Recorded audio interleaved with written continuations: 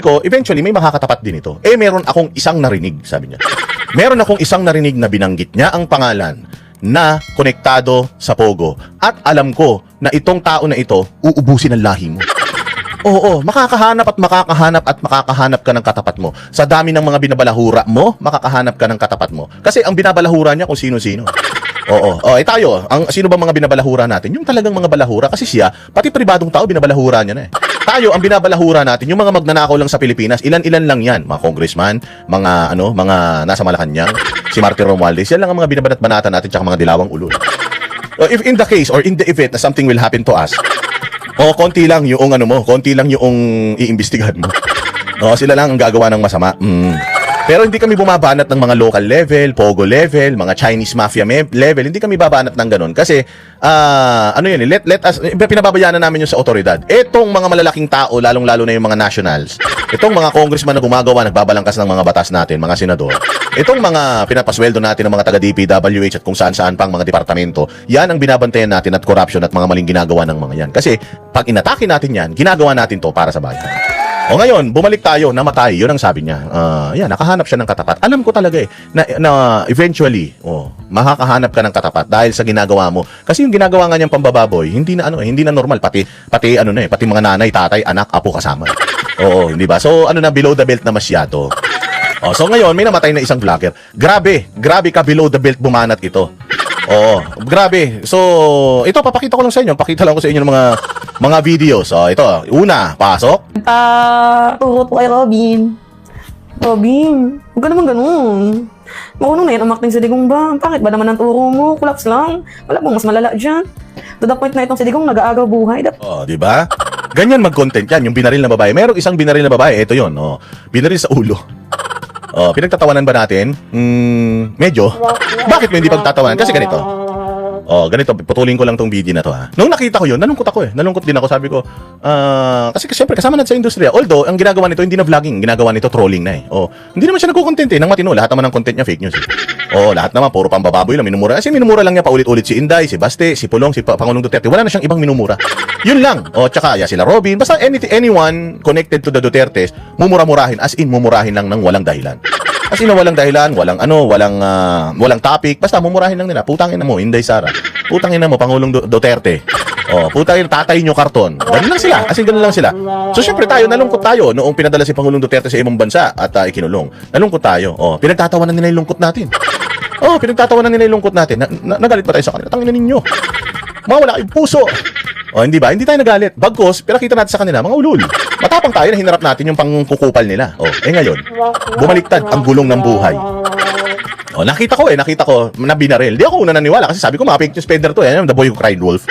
Alam ko mga fake news peddler to, mga buwakan ng ina nito. So, sabi ko hindi totoo yan. Hindi ako maniniwala sa mga nakikita ko diyan. Hindi lumalabas sa media. Lumabas sa media na binaril pala talaga sa mukha ito. Binaril sa mukha, binaril sa ulo, pati yung kanyang juwa. Ngayon, maawa sana ako. Putang ina, nakita ko yung mga post ng mga kasamahan niyang fake news peddler. Tangina, sinisisi kay Inday.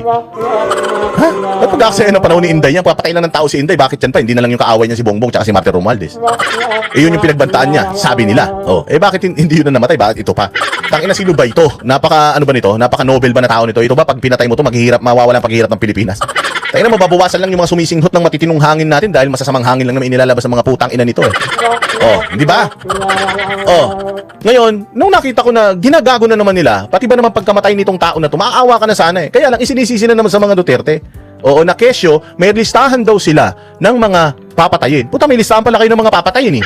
Bakit hindi nyo pinablatter para hindi sana namatay ito?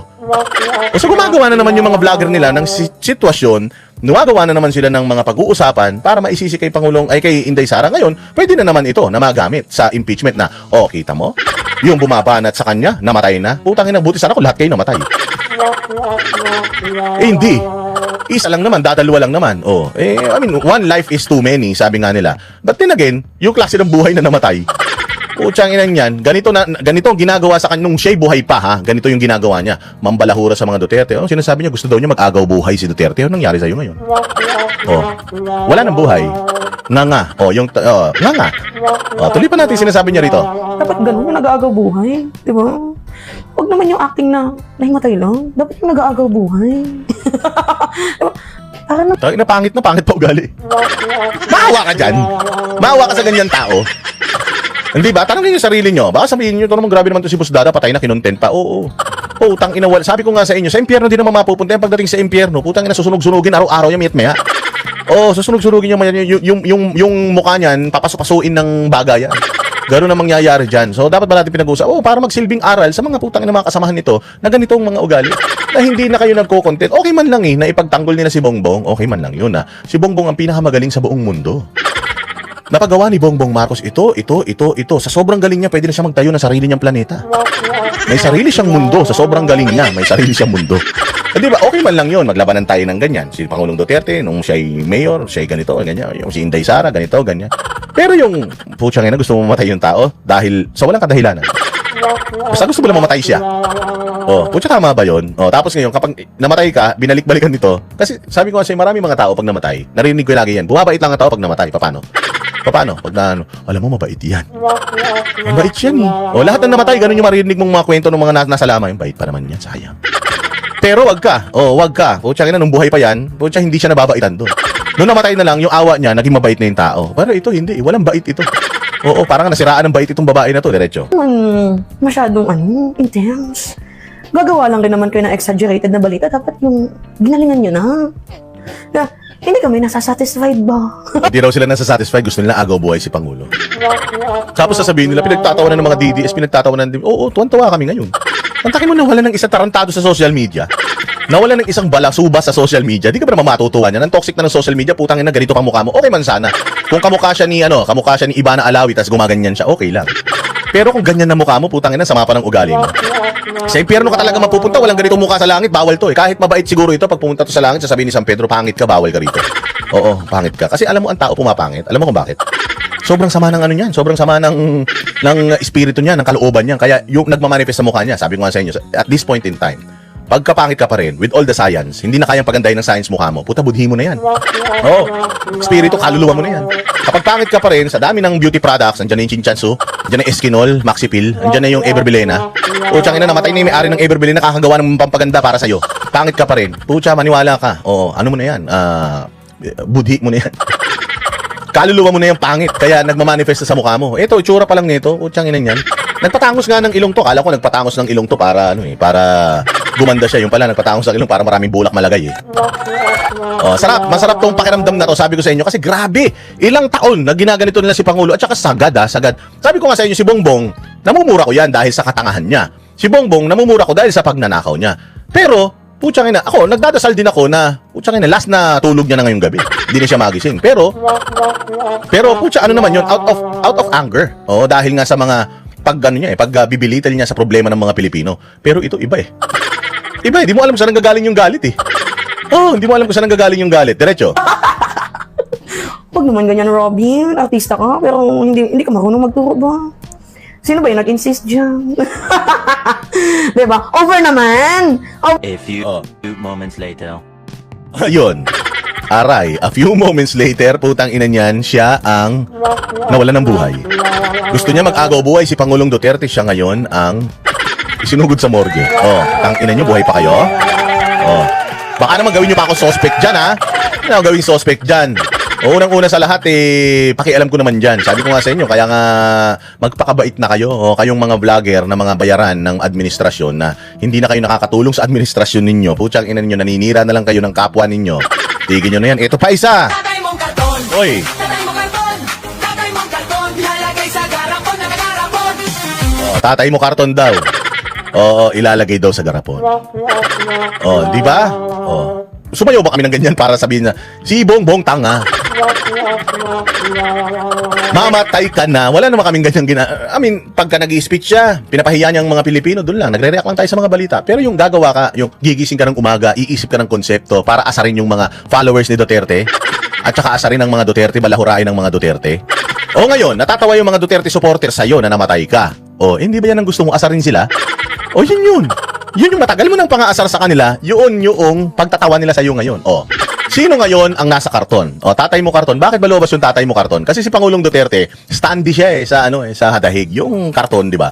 Na nakaprint yung kanyang mukha. O, Tapos papapicture yung mga tao. Sabi ko kasi mabuti pa kay PRRD eh. Stand-in na lang may nagpapapicture pa kay Bongbong, putang ina. Buhay na tao yan pero walang lumalapit sa kanya eh.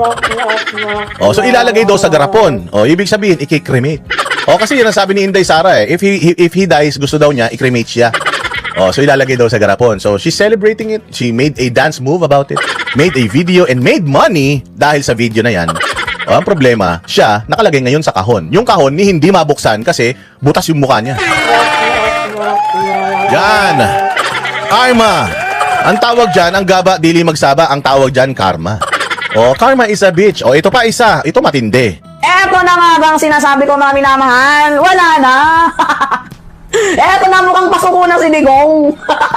Umaatras na sa laban ng kanyang senemonya. Mo talaga sa Duterte. Ano naman itong kumakalat na balita? Lahat na lang kinarera mo. Tang ina ba naman mga minamahal? Imagine nai-issue ka na sa pagnanakaw. Kaya nga nai-impeach. Nai-issue ka pa sa panggagancho. Pagtatravel, Pag nanakaw na, panggagancho pa. Tangina, pangit na tanga pa eh. gamit ang pondo ng bayan. Meron ka bang tinatawag na tukhang-tukhang. Ngayon, ano itong Tokang. Hindi naman kanya yung tokang eh. Ano mo ganyan kabobo yung mga yan? Pucha, ito ang kalibre ng mga ginojos, ng mga vlogger, ng mga BBM supporter. Bobo. Tanga. Sabi ko nga sa inyo, marami talagang namatay na manghihinayang ka. Puta, ito, natuwa ka eh. Mataki mo, nabawasan. Oo, yung hangin man natin, limitado yan. Sinisinghot yan ng mga matitinong tao. Ang taki mo ganito kabobo, sinisinghot yung parehas na hangin na sinisinghot natin, sayang. Sayang. Oh, kaya yan. Hindi na pinahinga. kumakalat na issue? Kaya ka pumupunta sa ibang bansa kasi nagpalaglag ka ng bata? Oh, nagpalaglag ng bata. Imagine mo, ganyang ang kalibre, ang quality ng mga vlogger ni Bongbong. Wala silang mahanap sa mga Duterte na pwede nilang ulit-ulitin para siraan ng mga kredibilidad ng mga Duterte. Ganito ang ginagawa nila. Pumupunta daw si Inday Sara sa dahig para magpalaglag. Gago, ang dami dito. Ang dami kumadrola dito. Bakit pupunta ka pa sa dahig? Ang mahal-mahal ng pamasahe doon para magpalaglag. Eh, ang nakakatawa pa nito, araw-araw nakikita mo si Inday Sara doon sa hig. Kung isang linggo siya doon, isang linggo siyang nagpapa-interview. Asan doon yung magpapalaglag si Inday? Tangina to mga to, palibasan, hindi pa nakalabas ng mga bansa itong mga to eh. Hindi, nakapunta na pala ng China itong mga pangit na to.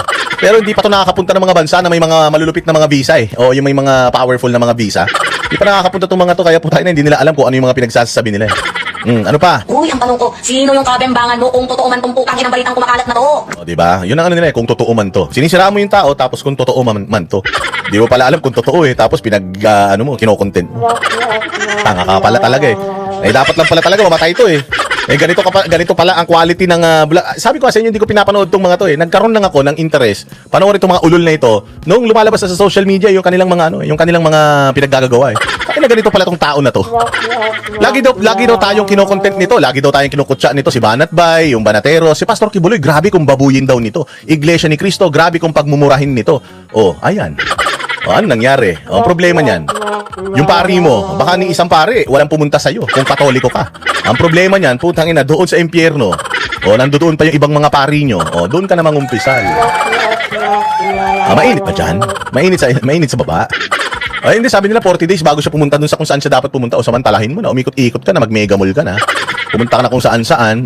Kasi pagka hinigop ka na ng impyerno, puta, wala nang labasan yun. Habang panahon. Sabi ko, dito sa mundong ibabaw, 70 years lang ang buhay mo.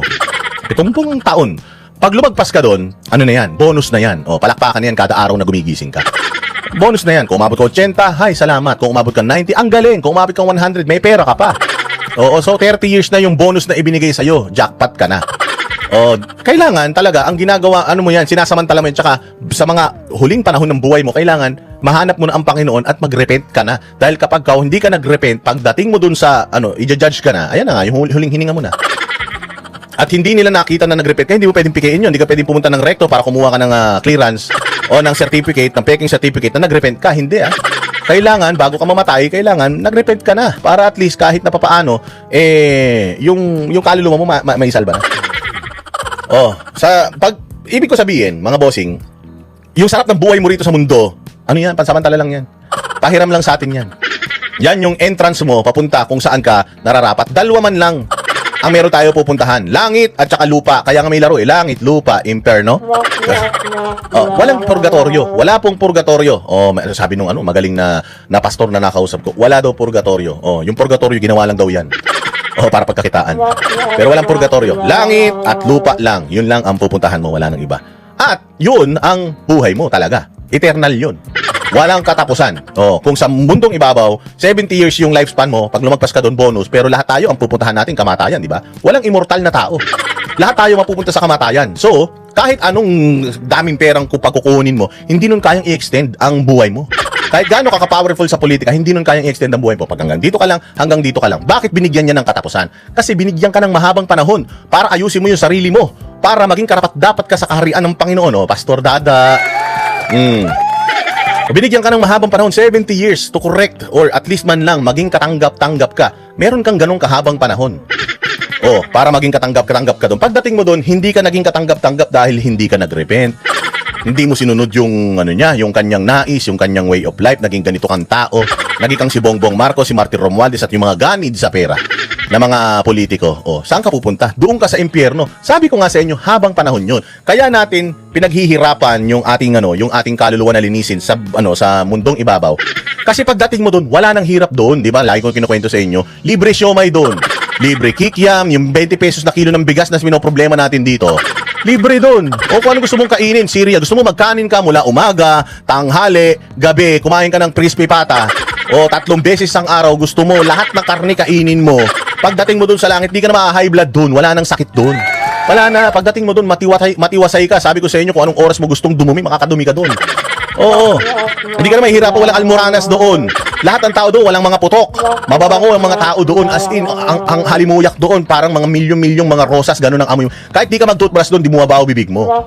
Tsaka di ka nagkakatigyawat doon sa langit. Talagang lahat ng maisip mong maganda, hangarin mo sa buhay mo, kotse, helicopter, jet, lahat ng gusto mo nandoon lahat yun. Kaya nga pinahihirapan ka dito sa mundo para linisin mo lahat ng mga nakikita mong temptations, hindi ba? Kapag ganyan sa loob ng 70 years, parang itong mundo na to kulungan to. Para itong preso na kapag lumaya ka dito, yung paglaya mo dito, tegi ka. Pag lumaya ka dito, yun na yung yun na yung kung saan ka ng destination mapupunta. Sa kaginhawaan ba o sa kahirapan? Pagdating mo dun sa langit, lahat yun. Lahat yun, lahat. Siyempre, bawal dun yung mga lunya, hindi pwede yun dun. Yung mga naiisip mo lang na lahat ng mga gusto mong makuha na hindi mo nakuha nung ikaw ay kasi ano man mga material na bagay, ginto, diamante. Gusto mo pati butas ng ng mata mo, palagyan mo ng diamante doon sa langit, lahat yun. Sabi nga nila, ang nilalakaran mo daw doon ay ginto. Ang mo daw doon, ang dingding daw doon ay mga diamante, emerald, lahat ng mamamahal, ruby. Lahat ng mamahaling mga bato. Yung mga bahay daw doon, antitindi, yung mga doorknob, kung gusto mo kasing laki ng nyug na diamante, yung doorknob mo, walang problema. Yung chandelier mo, hindi lang salamin, talagang mga diamante. Maniwala, hindi mo lang maisanla yun. Kasi wala namang pawn shop doon. Yaman mo na yun eh. Yun yung yaman na ininvest mo sa iyong paglilinis, sa iyong pagkatao dito. Pagdating mo doon, aanihin mo lahat yun. Eto na yung kabaliktaran. Kapag ikaw, ang sarap ng buhay mo rito, 70 years, kala mo wala kang katapusan, 100 years old. Akala mo hindi ka mamamatay para kasi Enrile, di ba? Immortal ako, puta, panahon pa ng mga dinosaur, nandiyan na ako hanggang ngayon, hindi ako mamatay-matay. Yung pala, binibigyan ka lang ng pagkakataon, binigyan ka pa ng mahabang buhay para i-correct mo yung mga pagkakamali mo, hindi mo ginawa. Ayun na yun, patay, ayaman mo. Tapos biglang sabi ng hanggang bukas ka na lang. Ha? Magbabayad ako kahit ilang bilyon, handay kong pera, Kailangan gastusin ko yan, hindi na, hanggang bukas ka na nga lang. Hindi mo kaya ubusin niya sa isang araw. Ganun ba? Paano gagawin ko dyan? Ayun na nga. Hanggang bukas ka na lang. Sa pagkamatay mo, pagdating mo, naharap ka kay Lucifer. Wala kang damit. Putsang ina, lahat ng mga mamahalin mong damit, Gucci, Prada, mga Louis Vuitton na mga damit mo, yung mga damit mong matitindi. Yung mga relos mo, wala nang oras dito. Sabi, tanggalin mo na yan. Yung mga Jacob & Co mo, yung mga Richard Mille mo, alisin mo na yan. Hindi mo yan madadala sa impyerno. Dito, walang oras. Laging madilim dito, laging gabi. Kasi doon sa langit, laging umaga ron. Dito, laging gabi. Ang nagpapaliwanag lang dito sa lugar natin, yung apoy. So dito kali-kali ka, mainit. Nasa entrance ka pa lang, pinapawisan ka na. Huwag kang mag-alala, yung init na yan, walang humpay yan. At hindi ka nasasanay. Pag swimming ka na, itutulak ka na ngayon doon sa kumukulong asupre. Aray, ang sakit. Hindi ka nasasanay. Araw-araw sa tuwing lulusong ka doon, masakit. At hindi lang yan 70 years. Hindi lang yan 100 years. Eternal yan. Buong panahon yan. Walang katapusan, forever. Kung dito sa mundong ibabaw, walang forever. Sa mundong ilalim, meron. Forever, ganun ang buhay mo ron. Patay ka ngayon, Mima. Doon ka sa impyerno pupunta. Patay ka. Kahit anong tapang mo doon, kahit anong pang fake news mo doon, kahit i-fake news mo si Lucifer, wala siyang pake. Kahit anong chismis ang ikalat mo doon tungkol sa kanya, wala siyang pakialam. Putay na araw-araw ka mag-swimming doon sa apoy. Dahil dyan sa mga ganyang pinaggagawa ninyo. Kaya mag-repent kayo, kayong mga kasamahan nito, mag-repent kayo. Kung namatay itong tao na ito dahil sa kung anumang dahilan kay away, kasi binubugbog pala to ng ex niya sinampahan niya na pala ng kaso yung ex niya. So kung sinasaktan siya ng ex niya at hinahunting siya ng ex niya, pwedeng yung ex niya nagpapatay sa kanya, pwede. O kaya, pwede nga rin yung asawa niya. O kaya, pwedeng kamag-anak niya. I mean, maraming angulo. Hindi pa naman natin alam, iniimbestigahan pa lang. Ang problema, isinisi nyo na kagad sa mga Duterte eh. O tangina, ano naman pakini Inday dyan? Sabi ko nga sa inyo, araw-araw binabanatan si Inday nito. Ako si Banat Bayad, kung sino pa sa Banateros, binabanatan din ito. Pinanood namin to, hindi. Paki namin dyan. Binabanatan ka na nga, panonorin mo pa. Di ba? O, di binabanatan ka, di wag mong pakinggan, hindi ka masasaktan kasi hindi mo alam kung ano yung mga pinagsasabi niya sa'yo. Kung may tao na magsabi sa akin, oy, sabi ni Mima ganito ka, pake ko. O, di kung bad trip ka sa sinabi niya, bahala ka sa buhay mo. Wag mo na iparating sa akin niya kasi hindi ako interesado. Interesado lang ako sa mga bagay na may matutulong sa buhay ko. O, pero yung mga paninira ng mga putang ina mga vlogger na yan sa akin, wala akong pake. Hindi naman ako ang main character dito, hindi ako problema ng bayang Pilipinas. Ang problema ng bayang Pilipinas si Bongbong Marcos eh. So focus ako dun, di ba? Focus ako dun, hindi na ako kung saan pupunta. Nakita mo ako na bumabanat sa mga vlogger. Ngayon lang man ako ng-content ng mga vlogger, bihirang-bihira yan. Bihirang-bihira, pinagbibigyan ko lang kayo. Pero itong aling na to, nakikita mo, pare-pareha sila ng ano, pati media, anti-Duterte vlogger. Media to anti-Duterte vlogger, shot dead. Na parang, tangina, kasalanan naman ng mga Duterte yan. Kaya we need to fight back. Kasi kung namatay ito at nanahimik sila, pinabayaan nila yung investigasyon, baka rest in peace yung ano natin, post natin. Pero hindi eh. Hanggang sa kamatayan nito, ginagamit nyo pa yung pagkamatay niya para siraan ng mga Duterte. Putang na nyo, hindi kami papayan. Papalag kami dyan. Bakit kami tuwan-tuwa? Eh kasi gago kayo eh. Hindi naman kami natuwa na namatayan. Natuwa kami, pinagtatawanan namin yung kamatayan niya dahil putang ina, ginagamit nyo, pinagkakapirahan nyo pa, isisisi nyo pa. Sa mga Duterte, tas may mga vlog pa sila na, oh, dalawa na yung namatay. Dalawa na pala, hindi nga namin alam, dalawa na eh. Kasi wala kaming pakialam eh. Ang dami namamatay sa Pilipinas eh. Oh, wala kaming kaalam-alam. So gusto niyo maapektuhan kami diyan. Eh, totoo nga naman yung sinasabi, di ba, na katawan mo, pipiliin mo kung ano yung gusto mo. Pero ito yung napakagagong ginawa mo. Ginawa mo yan, oo. Sinapan ninyo yung mga gabi ng lagim. Tapos nung may nabuo na, anong kasalanan ng sanggol para Yan na, di ba? Paniwala, ang dami naniwala sa kanya diyan. Ganyan ang mga satanas. Sabi ko nga sa inyo, gagamitin ng satanas ang lahat para makapanlinlang lang. So ito, ginamit to ni satanas para magalit kayo sa mga Duterte. Mantakin mo, meron daw siyang kabimbangan na nabuo tapos pina-abort. Saan galing? Saan galing yun? Wala lang, naisip niya lang. Wala lang siya maisip na content ng araw na yun. Gusto ko siraan si Inday. Ang hirap naman kasi pikunin ni Inday. Mantakin mo, araw-araw ginaganyan si Inday, hindi siya pinapansin. Lalalaan niya ng lalalaan yung kwento niya, baka sakaling pansinin siya. Eh, iba nakapansin sa kanya eh. Sino? Si Kamatayan. Tangina, sumusobrang na to Kapag pinabayaan ko pa mabuhay ng 1 taon to, baka ito na maghari sa impyerno Kunin na natin to, gawin na nating alipin. Kulang mga mukhang katulong doon sa impyerno. Kunin na natin to. Pakin mo ganyan yung mga istorya niya. Gusto niyo maawa dyan? Maawa ka ba dyan? abort mo. Tingnan nyo naman yun, kung totoo man, kung totoo. Kaya ka may pumupunta ng ibang bansa, kasi nagpalaglag ka. Ito, gusto namin itong malaman, totoo ba kumakalat na balitang to? Kasi ayaw manira. Hindi ka naman sumasagot. Ayaw daw niya manira. Ayaw daw niya manira. Hindi ka naman sumasagot. Ano sabi niya? Hindi ka naman sumasagot. Impeachment. Hindi ka naman daw sumasagot sa impeachment. Kaya ayaw daw niya manira. Tanginin niya. Ang ginagawa mo na to, binibuild up mo siya. That's how stupid etong mga vlogger ni Bongbong Marcos. And if you watch them, this is the quality of information you're going to get from them. Napatawag tong mga to ng NBI? Hindi. Itong mga pinagsasabi nila na ito, pinaimbestigahan ba ng NBI ito? Hindi. Why? Bakit ang pinapatawag sa NBI? Kami. Sa Congress, bakit ang pinapatawag? Kami. Tingnan nyo, ginanyan ba namin si Bongbong? Ever? At least ako hindi Yung, di ba, ang dami lumabas na mga videos na si Bongbong daw ganito, bakla, tsumutsupa, ganyan. Nagpapatira sa puwet. Di ba may mga ganong mga video? Hindi ko sinakyan yun kasi ayoko nung ganon. Ayoko nung gano'n, pag wala akong ebidensya, hindi ako mag-aano. Ngayon, may mga videos sa loob, yung singhot-singhot, di ko rin tinatch yun kasi nga, miski ako hindi ako convinced na legit yun pero hindi man ako expert. I'm not saying it's not legit. I'm also not saying it's legit. Pero ayaw kong gamitin yung ang daming content Matalino ako, alam ko matalino ako. Ang dami kong pwedeng pag-usapan. Tingnan mo, ilang minuto na tayo, mag-1 oras na tayo. Di ba? So, kaya ko naman magdiskurso kahit araw-araw Hindi ko lang, wag lang akong gagawa ng fake news. Fake news pwede ako, pero ayaw kong gumawa ng fake news. Yung ako ang gagawa ng fake news. Ibabalita ko yung fake news. Saklap. Okay, di ba? Mantakin mo, ganito ang kalibre ng utak tapos binabayaran. Ang masaklap nito, pera ng taong bayan yung pinambabayad sa mga ganung klase ng mga tao. Imagine, pwede ba tayo dyan? Sabi ko nga sa inyo, kung ako pupunta ng kabilang kampo, pucha, baka ako pinakamagaling dyan. Walang ganito dyan. Walang banat by level dyan. Lahat ng level ng mga tao dyan, ang papangit pa. Yun, doon pa lang, di na ako qualified ang gwapo ko kaya. Sabi ng mama ko, di ba? Pinagtawanan tuloy siya ni Bugres. Yan, so ito lang yan kung ano ang tinanim mo, siyang aanihin mo. Kung anong ginawa mo sa mundo, yun ang kahihinatnan mo.